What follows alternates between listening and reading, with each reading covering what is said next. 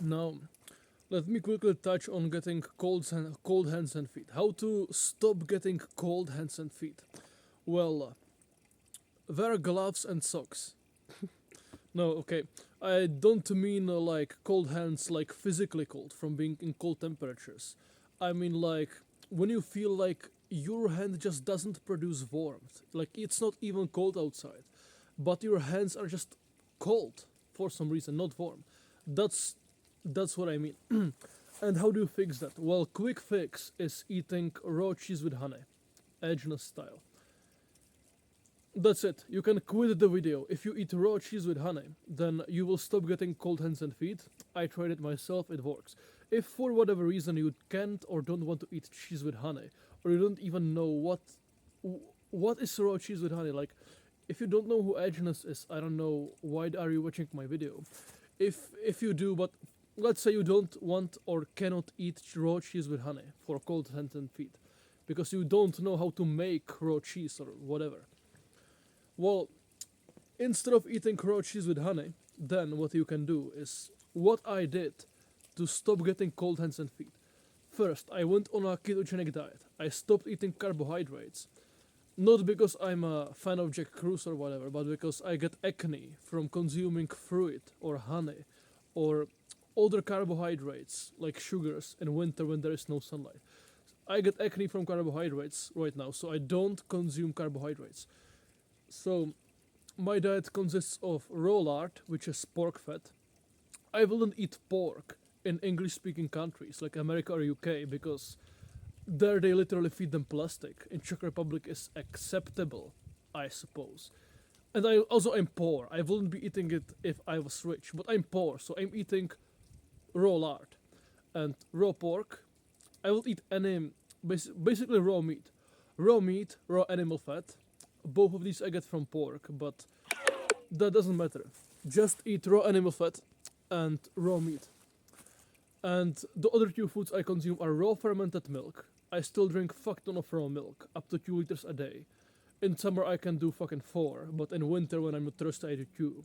But I ferment it in order to make it have no carbs. Also I consume Jersey milk, and Jersey milk has a really high amount of fat. Like I'm not exaggerating. Fuck English. I'm not exaggerating if I say that Jersey cow milk has like 4 times the fat as regular milk. I drink that kind of milk. Less water, way more fat. Then I mix it with raw eggs. And then I consume a lot of raw fat and raw meat. So, no carbohydrates. That's one part of my diet. And second is I eat too much fat. For every 3 pounds of meat, I consume at least 2 pounds of fat, but sometimes more. Sometimes I consume 1 pound of lard for 1 pound of meat. I eat as much fat as I eat meat. That's disproportionately high amount of fat. I eat too much fat.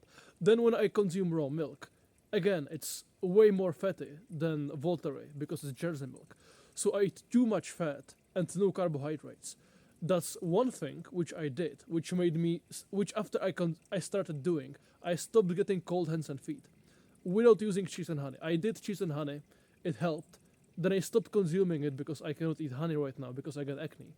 And again, I kept getting cold hands, especially in this cold weather. Now, I don't get that because first, I fixed my diet like this. And second, I do cold exposure. I'm not going to talk about cold exposure being healthy or unhealthy. That's a topic of like an hour-long video which I plan to do next week. I'm not going to say it has benefits or is detrimental for your health, whatever. But what is undeniable is that it has practical benefits. You see, let's say that cold is a stress. Getting adapted to that stress has practical benefits. When I'm very heat adapted.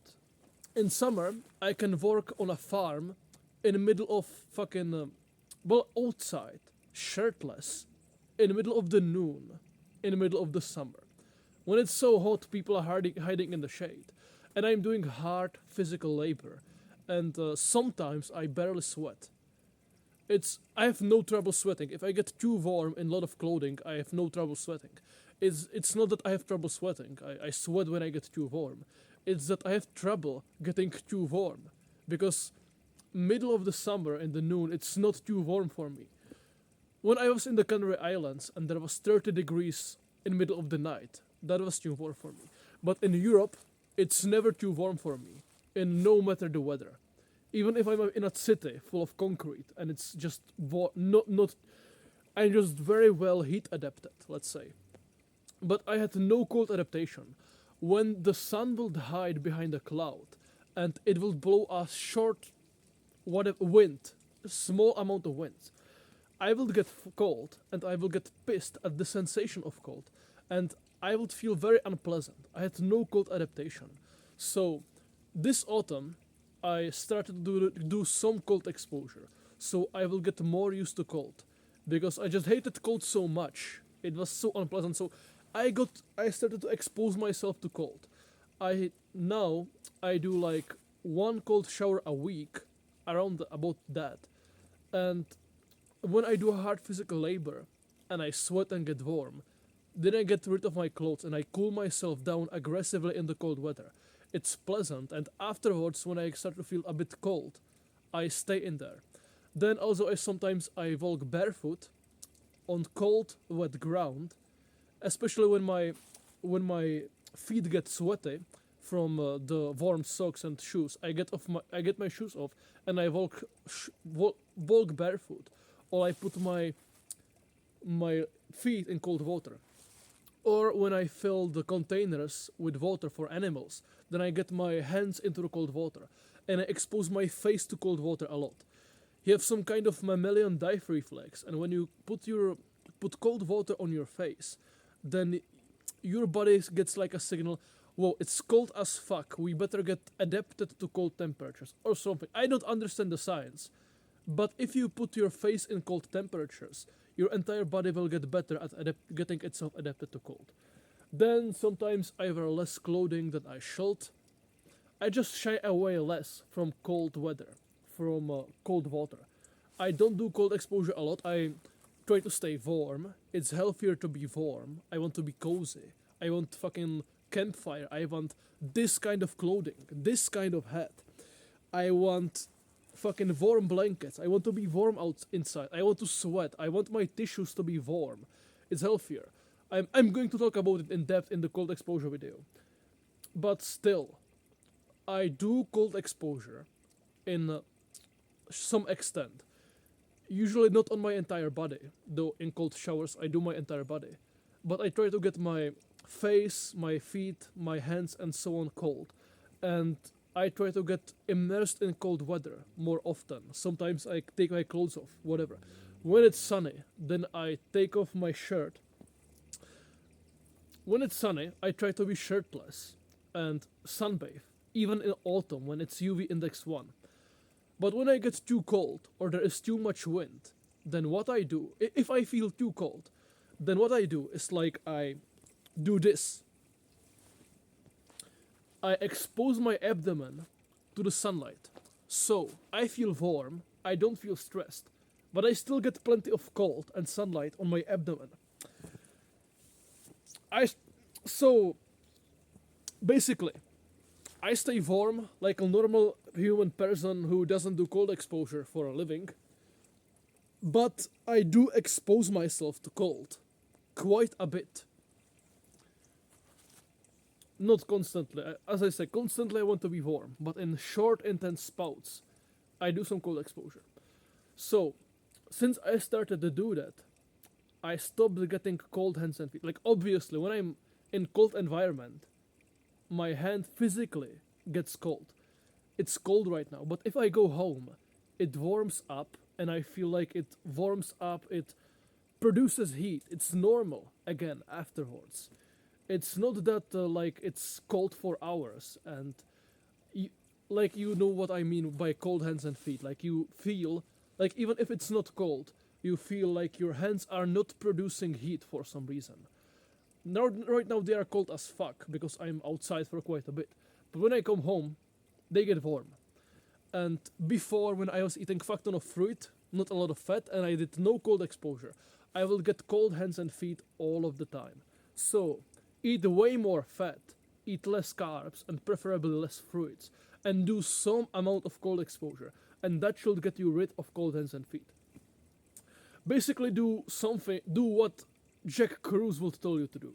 I'm not fan of Jack Cruz, and I made a video already about Jack Cruz, and I'm going to make a lot of videos about what I agree and disagree on with Jack Cruz. But yes, in this case, doing what Jack Cruz will tell you to do will get you rid of cold hands and feet. Anything more I could add? Yeah.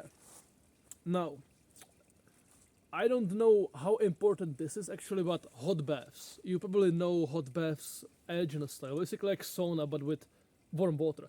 You get into water which is like 105 to 110 degrees Celsius. Kidding. 105 to 110 degrees Fahrenheit, which is 39 to 42 degrees Celsius. And you stay in this water for like 45 minutes, then you can get like outside and cool yourself down with cold water, which is really pleasant. That's my most favorite cold exposure. I'm warming myself up for half an hour to 45 minutes in very hot water, 42 degrees, and I refill it so the water is very warm. And then I do really long cold shower and I go outside. That's very fucking pleasant. I wouldn't count this as cold exposure, but it's very pleasant to do that. And then you get back into the warm water. Again, very pleasant. But you do that, and completely you're supposed to be in the hot water for like hour and a half or more. So you can have breaks with cold water, but you do very, very warm and very, very long sessions of being immersed in very hot water. This will warm you up a lot. And now, in theory, this will force your body to cool itself down. So your core body temperature will drop, and you might feel colder after doing this protocol. But in reality, after you do this, you will wake up from sleep, from feeling too fucking hot, and from being very thirsty. And the days after you do this protocol, you will feel way warmer. Like in theory, if you do cold exposure, you get more cold adapted, and your body temperature will drop, so it like becomes more adapted to the cold, and then your hands will not get as cold anymore. Which is, on paper, it's true, and as I said, cold exposure helps me with my cold hands and feet. But if you do this kind of warm immersion, this hot bath, for a long time, then the day after, you will feel very warm, and you will feel like you crave cold more. Like you will feel too warm, and that you constantly want to cool down. You will... I don't know how to say it, but maybe I could put it like you will literally steal heat from the hot water, and your body will be warmer. Like, on paper, it will have lower body temperature and whatever, because it wants to cool itself down. But in reality, if you do really long sessions of very, very hot water, then you will feel warmer for a few days, and you will want to experience more cold, and it will make cold exposure more pleasant. And also, if you do this kind of, if you warm your body up for that much, for that long, then I believe that can also help you with your like cold hands and feet, because I don't know what is the issue with cold hands, like why do you get cold hands, but if you warm up your tissues artificially through the hot water, then I don't know, just intuitively, if you get cold hands and feet and you put them into very warm water, then the tissues, by being warmed up for such a prolonged time, I don't know, I just feel like it will do something positive in regards with cold hands and feet. And if it doesn't, then still, you will then like cold more if you do that. And then cold will help you with the cold hands and feet. But yeah, if you have cold hands, then putting them in warm temperatures for a prolonged amount of time, then how could that not help it? I think I've been doing a lot of hot baths recently, and I think sure it might have helped. Like, how could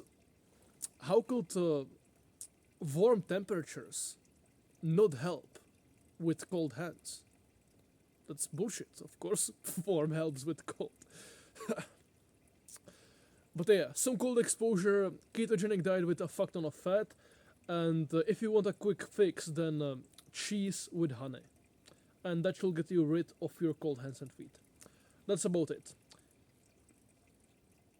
If you want more advice or whatever, then I guess you can check out the first link in the description. It's not like a place where I do coaching or give advice or whatever, but it's like a community for people who eat raw meat, and I'm present in there, and other people are present in there. Whatever, check it out. Don't check it out. I don't care. Eat raw meat, wear blue blockers after sunset, and grow your hair out.